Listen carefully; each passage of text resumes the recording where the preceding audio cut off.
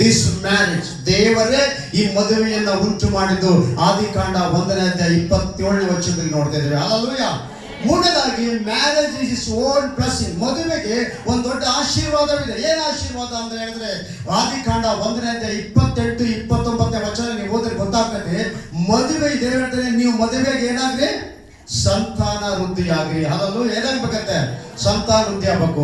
ನಾಲ್ಕನೇದಾಗಿ the marriage is human compliance. ಅಂದ್ರೆ ಮದುವೆಯು ಮನುಷ್ಯನಲ್ಲಿರುವಂತಹ ಹೊಂದಾಣಿಕೆ.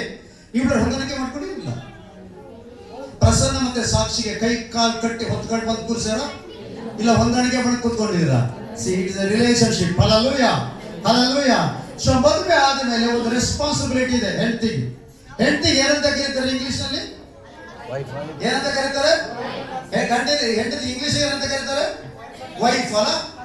ಕನ್ನಡದಲ್ಲಿ ಹೆಂಡತಿ, ಇಂಗ್ಲಿಷ್ ಅಲ್ಲಿ ಅಳಿಯಲ್ಲ, ಮಗಳ ಗಂಡ. ಹಲ್ಲೆಲೂಯಾ. ವೈಫ್ ಅಂದ್ರೆ ಎಷ್ಟು ಅಕ್ಷರ? ಹೇಳ್ರಿ, ಯಾರು ಹೇಳ್ಬೋದಾ? ಯಾರು ಹೇಳ್ಬೋದಾ? ಸ್ಪೆಲ್ಲಿಂಗ್ ಹೇಳ್ಬೋದಾ?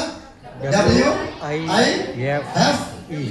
ಈಗ ಮದುವೆ ಆದವರು ಅರ್ಥ ಮಾಡ್ಕೊಳ್ರಿ, ಮದುವೆ ಆಗದೆ ಇರೋರು ಅರ್ಥ ಮಾಡ್ಕೊಳ್ರಿ, ಮದುವೆ ಆಗ್ತಿರೋರು ಅರ್ಥ ಮಾಡ್ಕೊಳ್ರಿ. ಹಲ್ಲೆಲೂಯಾ. ಇದು 3 ಜನರು ಕುರಿತು ಮಾತಾಡ್ತಾರೆ. W ಅಂದ್ರೆ ಏನು? ಹೆಂಡತಿ ಬಗ್ಗೆ ಮಾತಾಡ್ತೇನೆ ಫಸ್ಟ್. ಏನಪ್ಪ ಈ ಪಾಸ್ಟ್ರು, ಅವ್ರು ನೋಡಿದ್ರು ಹೆಂಡತಿ ಬಗ್ಗೆ ಮಾತಾಡಿದ್ರು, ಇವ್ರು ನೋಡಿದ್ರು ಹೆಂಡತಿ ಹೆಂಗಸರ ಬಗ್ಗೆ ಮಾತಾಡ್ತಾರೆ. ಇವ್ರಿಗೇನೋ ಕಾದಿದೆ ಇಲ್ಲ, ಏನು ಹೇಳ್ತೀರಿ ಬೇಡ್ರಿ. Hallelujah, hallelujah. ನೋಡಿ, ಹೆಂಗಸಿಂದ ಪಾಪ ಭೂಮಿಗೆ ಬಂದರೂ ಸಹ ಹೆಂಗಸಿಂದಲೇ ರಕ್ಷಕರು ಈ ಭೂಮಿಗೆ ಬಂದಿರೋದು.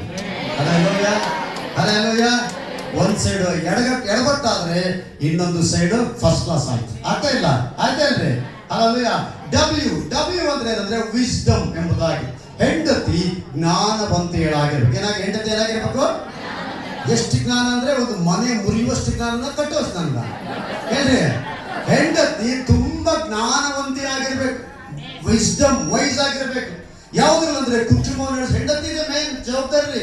ಗಂಡ ಗುಂಡಾಡಿ ಗುಂಡಿನಾಗ ಅವ್ರು ತಂದಾಗ್ತಾನೆ ಹೋಗ್ತಿರ್ತಾರೆ. ಏನಿ ಗಂಡಸರು ನೋಡ್ರಿ ಯಾತಕ್ಕಿಲ್ಲ. ಈ ಮನೆಗೊಂದು ಜನ ಎಲ್ಲ ಮಸಾಲಕ್ಕೊಂದು ಹೆಣ ಅಲ್ಲ, ಹಂಗಿದ್ದಾರೆ ಜೊತಾಡ್ತಿರ್ತಾರೆ. ಹೆಂಗಸರು ಕಲಕಲ ಗಿಲಕಿಲ ಅಂತ ಇರ್ತಾನೆ. ಅದಕ್ಕೆ ಹೆಣ್ಣು ಮಕ್ಕಳು ಯಾವಾಗಲೂ ಸಹ ಬುದ್ಧಿವಂತ ಹೆಣ್ಣು ಮಕ್ಕಳಾಗಿರ್ಬೇಕು. ಹಲ್ಲೆಲೂಯಾ. ಯಾವ ಕುಟುಂಬದಲ್ಲಿ ಬುದ್ಧಿವಂತ ಹೆಣ್ಣು ಮಕ್ಕಳಾಗಿರ್ತಾರೋ ಆ ಕುಟುಂಬ ಚೆನ್ನಾಗಿರ್ತದೆ. ಅದಕ್ಕೆ ನಮ್ಮ ಸರ್ಕಾರ ಸಹ, ಕರ್ನಾಟಕ ಸರ್ಕಾರ, ಸಿದ್ದರಾಮಯ್ಯ ಅವರ ಸರ್ಕಾರ ಸಹ ಹೆಣ್ಣು ಮಕ್ಕಳು ಬುದ್ಧಿವಂತರಂತದೆ. ನಿಮ್ಗೆ ಎಷ್ಟು ಭಾಗ್ಯ ಕೊಟ್ಟಿದೆ ಇಲ್ಲ? ಕೊಟ್ಟಿಲ್ಲ. ಒಂದು ವೇಳೆ ಗಂಡು ಮಕ್ಕಳಿಗೆ ಕೊಟ್ಟಿದ್ರೆ ಎಕ್ಕುಟ್ಟು ಹೋಗ್ತಿದ್ದಲ್ಲ. ಅದಕ್ಕೆ ನಾವು ಯಾವಾಗಲೂ ಸಿದ್ದರಾಮಯ್ಯ ಸಾರಿಗೆ ಒಂದು ಗುಡ್ ಥ್ಯಾಂಕ್ಸ್ ಹೇಳ್ಬೇಕು. Hallelujah, hallelujah. ಮತ್ತು ನಮ್ಮ ಶಾಸಕರಿದ್ದಾರೆ, ಅವರಿಗೂ ಸಹ ಧನ್ಯವಾದಗಳು ಸಲ್ಲಿಸಬೇಕು. ನಮ್ಮ ಸರ್ಕಾರದವರು ತುಂಬಾ ಒಳ್ಳೆ ಕಾನೂನು, ಒಳ್ಳೆ ಶಿಸ್ತು ಪದ್ಧತಿಯನ್ನ ತಂದಿದ್ದಾರೆ. ಹಲ್ಲೆಲೂಯಾ. ಹೆಣ್ಣು ಮಕ್ಕಳು ಬುದ್ಧಿವಂತರಾಗಿರ್ಬೇಕು. ಎರಡನೇದಾಗಿ ಹೆಣ್ಣು ಮಕ್ಕಳು ಎರಡನೇ ಸ್ಪೆಲ್ಲಿಂಗ್ ಐ ಅಂದ್ರೆ ಇಂಡಸ್ಟ್ರಿಯಲ್, ಅಂದ್ರೆ ಒಳ್ಳೆ ಕೆಲಸಗಾರರಾಗಿರ್ಬೇಕು. ಹೆಣ್ಮಕ್ಳು ಎಷ್ಟು ಗಂಟೆಗೆ ಹೇಳಬೇಕು? ಮುಂಜಾನೆ ಕಮ್ಮಿ ಅಂದ್ರೆ 9 ಗಂಟೆಗೆ ಹೇಳಬೇಕು. ಎಷ್ಟು ಗಂಟೆಗೆ ಹೇಳಬೇಕು? ಸಾಕ್ಷಿ ಖುಷಿ ಆಗ್ಬಿಡ್ತು, ಅಪ್ಪ ಬದುಕೊಂಡೆ. ಎಷ್ಟು ಗಂಟೆಗೆ ಹೇಳ್ಬೇಕ್ರಿ? ಮುಂಜಾನೆ ಹೇಳಬೇಕು. ಹಂಗಂದ್ರೆ ಅರ್ಧರಾತ್ರಿಗೆ ಕುತ್ಕೊಂಡ್ಬಿಡ್ರಿ. ಅರ್ಧರಾತ್ರಿ ಕುತ್ಕೊಂಡು ದೇವ್ರು ಸರ್ಕೊಂಡಂತ ಕುತ್ಕೊಂಡ್ಬಿಡ್ರಲ್ಲ. ಮುಂಜಾನೆ ಹೇಳಬೇಕು. ಇನ್ನು ಮಬ್ಬಿರುವಾಗ ಎದ್ದು ಕಸ ಮುಸುರೆ ತೊಳೆದು ನೆಲ ಗುಡಿಸಿ ಕಾಫಿ ಟೀ ಮಾಡಿ ಗಂಡನಿಗೂ ಅತ್ತೆ ಮಾವನಿಗೂ ಕೊಡೋ. ಬರೇ ಗಂಡನಿಗೆ ಕೊಡಬಾರ್ದು, ಅತ್ತೆ ಮಾವನಿಗೂ ಕೊಡಬೇಕು. ಅತ್ತೆ ಮಾವ ಬಂದ ಮೇಲೆ ಯಾರು ಬಂದಿದ್ದು? ಗುಂಡಾಡಿ ಗುಂಡು ಬಂದಿರೋದಲ್ಲ. ಫಸ್ಟ್ ಬಂದಿದ್ದು ಅತ್ತೆ ಮಾವ, ಆಮೇಲೆ ಗಂಡ. ಇನ್ನು ಅವರಿಗೆ ಮಕ್ಕಳು ಹುಟ್ಟುವಾಗ ಇವರು ಫಸ್ಟ್, ಅವ್ರ ಮಕ್ಕಳು ನೆಕ್ಸ್ಟ್. ಹೆಂಡತಿ ಏನಾಗಿರ್ಬೇಕು? ಇಂಡಸ್ಟ್ರಿಯಲ್ ಕೆಲಸಗಳಾಗಿರ್ಬೇಕು. ಮೂರನೇದಾಗಿ ಹೆಫ್ ಅಂದ್ರೆ ಫೈತ್ಫುಲ್ನೆಸ್, ನಂಬಿಕಸ್ಥಳಾಗಿರ್ಬೇಕು. ಯಾರಿಗೆ? ಮೊದಲು ತಾನು ನಂಬಿರುವಂತಹ ದೇವರಿಗೆ. ಹಲ್ಲೆಲೂಯಾ. ಎರಡನೇದು ಯಾರಿಗೆ ನಂಬಿಕಸ್ಥಳ? ತನ್ನ ಗಂಡನಿಗೆ. ಏನು? ಅದಕ್ಕೆ ದೇವರು ಹೇಳ್ತಾರೆ ಹೆಂಗಸರಿಗೆ, ಸ್ತ್ರೀಯರೇ ನೀವು ನಿಮ್ಮ ನಿಮ್ಮ ಹೇಳ್ರಿ ನಿಮ್ಮ ನಿಮ್ಮ ಗಂಡಂದಿರಿಗೆ ಏನಾಗ್ರಿ? ಯಾರ ಗಂಡಂದಿರಿಗೆ? ಪಕ್ಕದ ಮನೆಯವರಿಗೆಲ್ಲ. ನಿಮ್ಮ ನಿಮ್ಮ ಗಂಡಂದಿರಿಗೆ. ಚಂದ ದೇವರು ಎಷ್ಟು ಬುದ್ಧಿವಂತ ನೋಡ್ರಿ. ನಿಮ್ಮ ಎರಡು ಸರಿ ಒಂದ್ ಹೇಳಿದ್ರೆ ನಮ್ಗೆ ಏನಾಗಲ್ಲ. ದಟ್ ನನ್ನ ಮಕ್ಕಳು ನಾವು ಒಂದ್ ಹೇಳಿದ್ರೆ ನಮ್ಗೆ ಅರ್ಥ ಆಗಲ್ಲ ಅಂತ 2 ಸರಿ ಹೇಳಿದ ದೇವರು. ನಿಮ್ಮ ನಿಮ್ಮ ಗಂಡಂದಿರಿಗೆ ಏನಾಗ್ರಿ? ಈಗ ಸಾಕ್ಷಿ ಪ್ರಸನ್ನ ಗದಿಗಳಾಗ್ಬೇಕು. ಹೆಂಗೆ? ಗಂಡ ಬರ್ತಿದ್ದ ಅನ್ಕೊಳ್ಳಿ ಪಕ್ಕ ಮಾಡ್ಬೇಕು. ಯಾಕಮ್ಮ ಹಿಂಗ್ ಬಕ್ಕೊಂಡಿದ್ಯಾ ಅಂತ ಕೇಳಿದಾಗ ಪಾಸ್ಟ್ ಹೇಳಿಲ್ಲ, ಮೊನ್ನೆ 17 ಆಗ್ಬೇಕಂತ. ಹಂಗಲ್ಲವ, ಸೊಂಟ ಮುರಿದವಲ್ಲ. 17 ಅಂದ್ರೆ ಹೆಂಡತಿ ಗಂಡ ಹೇಳ್ದಂಗೆ ಏನ್ ಮಾಡ್ಬೇಕು? ಕೇಳಬೇಕು. ಹಲ್ಲೆಲೂಯಾ. ಹಾಗಾದ್ರೆ ಹೆಂಡತಿ ಮಾತು ಕೇಳಬಾರ್ದು ಅಂತ ಹೇಳಿದಾರೆ. ಕೇಳಬೇಕು, ಹೆಂಡತಿ ಮಾತ್ರ ಕೇಳಬೇಕು, ಗಂಡನ ಮಾತನ್ನು ಸಹ ತುಂಬಾ ಕೇಳಬೇಕು. ಫೇತ್ಫುಲ್ನೆಸ್. ಒಂದು ದೇವರಿಗೆ, ಎರಡು ಗಂಡನಿಗೆ, ಮೂರನೇ ಅತ್ತೆ ಮಾವಿಗೆ, ಹಿರಿಯರಿಗೆ, ದೇವರ ಸೇವಕರಿಗೆ ಎಲ್ಲರಿಗೂ ನಂಬಿಕಸ್ಥರಾಗಿರಬೇಕು. 4ನೇ ಸ್ಪೆಲ್ಲಿಂಗ್ ಯಾವುದು? ಈ ಅಂದ್ರೆ ಎಕನಾಮಿಕ್. ಈ ಅಂದ್ರೆ ಹಣಕಾಸಿನ ವಿಷಯದಲ್ಲಿ ಹೆಂಡತಿ ತುಂಬಾ ಜಾಗೃತರಾಗಿರ್ಬೇಕು. Hallelujah, hallelujah. ಒಂದು 500 ರೂಪಾಯಿ ಸಂತೆ ಮಾಡಿದ್ರೆ 500 ರೂಪಾಯಿ ಸಂತೆಯಲ್ಲೇ ಮುಗಿಸ್ಬೇಕು. ಹಂಗಂತ ಮತ್ತೆ ಅರ್ಧ ಅನ್ನ ಮಾಡೋದು, ಅರ್ಧ ಚೆಲ್ಲೋದು. ಕೆಲವು ಹೆಣ್ಮಕ್ಳು ಇದೇ ನೋಡ್ತೀವಿ ನಾವು. ಒಂದು ಬಕೆಟ್ ಸಾರು ಮಾಡದ 3 ಜನಕ್ಕೆ, ಒಂದು ಸ್ವಲ್ಪ ತಿಂದು ಉಳಿದಿದ್ದು ಚೆಲ್ಲೋ, ಒಂದು 3 ಸರಕ್ಕೆ ಅನ್ನ ಮಾಡದ ಬತ್ ಚೆಲ್ಲೋ. ಅಲ್ಲ ಹೋಗಿಲ್ಲ. ಈಗ ಹೆಂಗಂದ್ರೆ ದಪ್ಪ ಬಂದ್ರೆ ದೋಸೆ ಮಾಡೋಣ, ತೆಳು ಬಂದ್ರೆ ಇಡ್ಲಿ ಮಾಡೋಣ, ಅತ್ಯಾಚಾರ ಹೆಣ್ಮಕ್ಳು. ಹಾಗಿದ್ರೆ ಮುಂಡ ಮಸ್ಕೊಂಡು ಹೋಗ್ಬಿಡ್ತೀರಿ ನೀವು. ಎಷ್ಟು ಹುಡುಗರು ಸಾಕಾಗಲ್ಲ. ಅಲ್ಲ, ಅದಕ್ಕೆ ಹೆಣ್ಣು ಮಕ್ಕಳು ತುಂಬಾ ಜಾಣರಾಗಿರ್ಬೇಕು. ಎಕನಾಮಿಕ್ ಆಗಿ ನಿನ್ನ ಗಂಡನ ಸಂಬಳ ಎಷ್ಟಿದೆ, ನಿನ್ನ ಮನೆ ಪರಿಸ್ಥಿತಿ ಏನಾಗಿದೆ ಎಂಬುದಾಗಿ ನೀವು ಸ್ಪಷ್ಟವಾಗಿ ಅರ್ಥ ಮಾಡ್ಕೊಂಡಿದ್ರೆ ಮಾತ್ರನೇ ಸಾಧ್ಯವಾಗದು. ಅಲ್ಲ, ಒಂದನೇದಾಗಿ ಏನಾಗಬೇಕು? ಹೆಣ್ಮಕ್ಳು ಬುದ್ಧಿವಂತೆ ಆಗಿರ್ಬೇಕು. ಎರಡನೇದಾಗಿ ಒಳ್ಳೆ ಕೆಲಸಗಳಾಗಿರ್ಬೇಕು. ಮೂರನೇದಾಗಿ ನಂಬಿಕೆಸ್ಥರಾಗಿರ್ಬೇಕು. 4ನೇದಾಗಿ ಹಣಕಾಸಿನ ವಿಚಾರದಲ್ಲಿ ಜಾಗೃತಿ ಉಳ್ಳಾಗಿರಬೇಕು. ಗಂಡ್ಮಕ್ಳು ಖುಷಿ ಆದ್ರಲ್ಲ, ಹಿಂಗೆ ನೋಡ್ತಾರೆ ಅವ್ರು ಹೇಳ್ತಿದ್ದಿಲ್ಲ. ಹಲ್ಲೆಲೂಯ. ಆದ್ರೆ ಗಂಡು ಮಕ್ಕಳಿಗೆ, ಹೆಣ್ಣು ಮಕ್ಕಳಿಗೆ 4, ಗಂಡು ಮಕ್ಕಳಿಗೆ 7 ಇದಾವೆ. 7 ರೆಸ್ಪಾನ್ಸಿಬಿಲಿಟಿ. ಹಲ್ಲೆಲೂಯ. ಈಗ ಹೆಣ್ಮಕ್ಳು ಕಣ್ಣಿಡ್ರಿ ನಿಮ್ ಗಂಡ ಮೇಲೆ. ನಿಮ್ಮ ಹೆಣ್ಮಕ್ಳು ಈಗ ನಿಮ್ ಗಂಡ ನೋಡ್ರಿ. ಹಸ್ಬೆಂಡ್ ಅಂದ್ರೆ ಏನು? ಗಂಡ. ಗಂಡ ಅಂದ್ರೆ ಹಸ್ಬೆಂಡ್ ಅಂದ್ರೆ ಗಂಡ. ಹಸ್ಬೆಂಡ್ ಹೆಚ್ ಅಂದ್ರೆ ಹೆಡ್. ಹಸ್ಬೆಂಡ್ ಅಂದ್ರೆ ಹೆಚ್ ಅಂದ್ರೆ ಯಾರು? ಹೆಡ್. ಹಸ್ಬೆಂಡ್ ಅಂದ್ರೆ ಹೆಡ್, ಮನೆ ಯಜಮಾನ. ಗಂಡ ಯಾರಾಗ್ಬೇಕ್ರಿ? ಹಲ್ಲೆಲೂಯಾ. ಹೆಂಡತಿ ಫಾಸ್ಟ್ ಹೇಳಿದ್ರು, ಹೆಂಡತಿ ಮನೆ ಯಜಮಾನಿ ಆಗ್ಬೇಕು, ಗಂಡನೇ ಯಜಮಾನ ಆಗ್ಬೇಕು. ಎಷ್ಟೋ ಮನೆಯಲ್ಲಿ ಹೆಂಡತಿ ಯಜಮಾನಿ, ಗಂಡ ಹೇಳ್ತಾನೆ, ಏನ್ರಿ ಗೌಡ್ರ ಹೆಂಗಿದ್ರೆ, ಎಲ್ಲ ನಾನು ಹೇಳ್ತಿದ್ದೆ. ನಾಳೆ ಮದುವೆ ಬರ್ತೀರನ್ರಿ ಮಾತ್ರ ಯಜಮಾನ್ರೆ ತಿಮ್ಮಪ್ಪರೇ, ನಾನು ಹೆಂಡತಿ ಕೇಳ್ಬೇಕು. ಎಲ್ಲ ಕೋಳಿ ಕೇಳಿದ್ರೆ ಏನ್ ಮಾಡ್ಬೇಕು? ಸಂಪರ್ಕ ಕಲಿಬೇಕು ನೋಡ್ರಿ. ಇವ್ರು ಏನು ಸ್ವಂತ ಜವಾಬ್ದಾರಿ ಅದು ಕೆಪಾಸಿಟಿನೇ ಇಲ್ಲ. ಗುಂಡಾಡಿ ಗುಂಡಿದ್ದಾಗ ಏನು ಉಪಯೋಗನಿಲ್ಲ. ಕೆಲವು ಗಂಡಸರು ಅಲ್ಲ, ನೀವು ಒಳ್ಳೆ ಗಂಡಸರು, ನೀವು ಇವರೆಲ್ಲ ಒಳ್ಳೆ ಗಂಡಸರು, ಒಳ್ಳೆ ಹೆಣ್ಣು ಮಕ್ಕಳು. ನಿಮಗೆ ಹೇಳ್ತೀನಿ ನಾನು, ಬೇರೆಯವರಿಗೆ ಇದ್ದಾರೆ ಅಂತ ಹೇಳ್ತಿರೋದು ನೀವು ಬೇಜಾರು ಮಾಡ್ಕೊಂಡ್ಬೇಡ್ರಿ. ಅಲ್ಲಯ್ಯ. ಹೆಚ್ ಅಂದ್ರೆ ಹೆಡ್, ತಲೆ. ಗಂಡ ಯಾರ ಯಜಮಾನ ಆಗಿರ್ಬೇಕು. ಎರಡನೇದಾಗಿ ಯು ಅಂದ್ರೆ ಯೂನಿಟಿ. ಯೂನಿಟಿ ಅಂದ್ರೆ ಗಂಡನು ಇಬ್ಬ ಕುಟುಂಬನ ಒಟ್ಟುಗೂಡಿಸುವನಾಗಿರ್ಬೇಕು.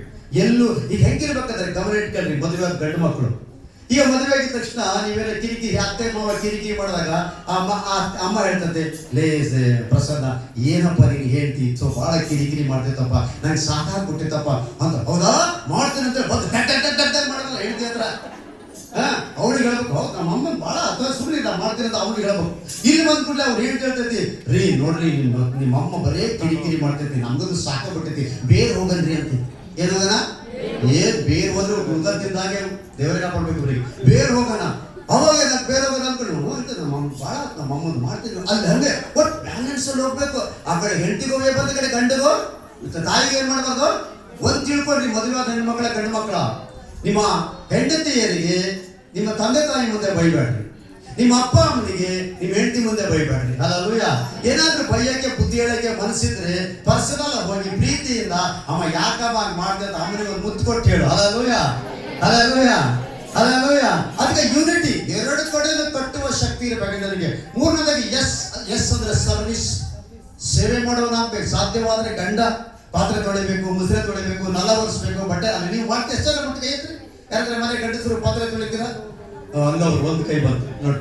ಇನ್ನು ನೀನು ಉಳಿದವರು so sophisticated, I want to lift my hand, ನಾನು ಬಹಳ ಆಧುನಿಕವಾಗಿದ್ದೇನೆ, ಕೈ ಎತ್ತೋದಿಲ್ಲ. ಹಲ್ಲೆಲೂಯಾ. ತಪ್ಪಿಲ್ರಿ. ನಿಮ್ಮ ಮನೆಗೆ ಮುಸ್ರೆ ತೊಳೆದ್ರು ತಪ್ಪಿಲ್ಲ, ಪಾತ್ರೆ ತೊಳೆದ್ರು ತಪ್ಪಲ್ಲ, ನೆಲ ಒರೆಸಿದ್ರು ತಪ್ಪಿಲ್ಲ, ಅಡಿಗೆ ಮಾಡಿದ್ರು ತಪ್ಪಲ್ಲ, ಚಾ ಮಾಡೋದು ತಪ್ಪೇನ್ರಿ? ನಮ್ಮ ಮನೆ ಕೆಲಸ ನಾವು ಮಾಡೋದು ತಪ್ಪಲ್ಲ.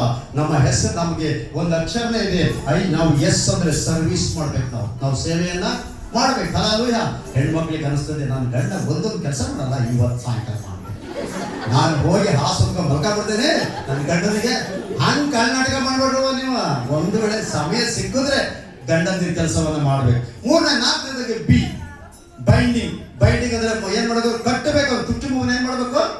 ಕಟ್ಟಬೇಕು. ಕಟ್ಟುವಂತ ಕೆಲಸವನ್ನು ಮಾಡ್ಬೇಕು. ಆಮೇಲೆ ಅಸೋಸಿಯೇಟ್ ಅಂದ್ರೆ ಸಹಕಾರ ಮಾಡ್ಬೇಕು. ಎಲ್ಲ ವಿಷಯಕ್ಕೂ ಸಹಕಾರ ಮಾಡ್ಬೇಕು. ಏನೇ ಆದ್ರೂ ಸಹ ಕುತ್ಕೊಂಡು ಒಂದು ತೀರ್ಮಾನ ತಗೊಂಡ್ಬೇಕು. ಮಕ್ಕಳು ಮದುವೆ ಮಾಡೋದಾಗ್ಲಿ, ಒಂದು ಹಬ್ಬ ಹರಿದಿನ ಮಾಡೋದಾಗ್ಲಿ, ಎಲ್ಲ ಕೂತ್ಕೊಂಡು ಮಾತುಕತೆ ತೀರ್ಮಾನ ತೆಗೆದುಕೊಂಡು ಅದು ಜಾರಿಗೆ ತರಬೇಕು. ಏನಂದ್ರೆ ನೆಗೋಸಿಯೇಷನ್, ಅದು ವ್ಯವಹರಿಸಬೇಕು. ವ್ಯವಹಾರ ಮಾಡ್ಬೇಕಂದ್ರೆ ಒಬ್ರಿಗೊಬ್ರು ಕೂತ್ಕೊಂಡು ಮಾತುಕತೆ ಮಾಡ್ಬೇಕು. ಈಗಂದ್ರೂ ಮನೆಯಲ್ಲಿ ಮಾತಾ ಇಲ್ಲ.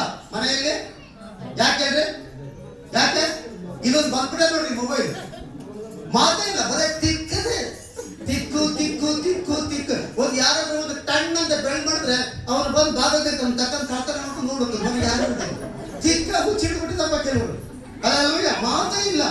ಒಂದು ದಿನ ಒಂದು ಬೀಡಿ ಅಂದಾಗ ಒಂದು ನೆನಪತ್ತೆ ನನಗೆ. ನಮ್ಮ ಪಾಸ್ ಹೇಳಿದ್ರು, ಅಪ್ಪ ಮಗ ಒಂದು ಬೀಡಿ ಸೇರಿದ್ರೆ ಅಪ್ಪ 2 ಬೀಡಿ ಸೇರ್ತಾರಲ್ಲ, ಅಪ್ಪ ಒಂದು ಬಿಡಿಸಿದ್ರೆ ಮಗ 2 ಬೀಡಿ ಸೇರ್ತಾನಂತ.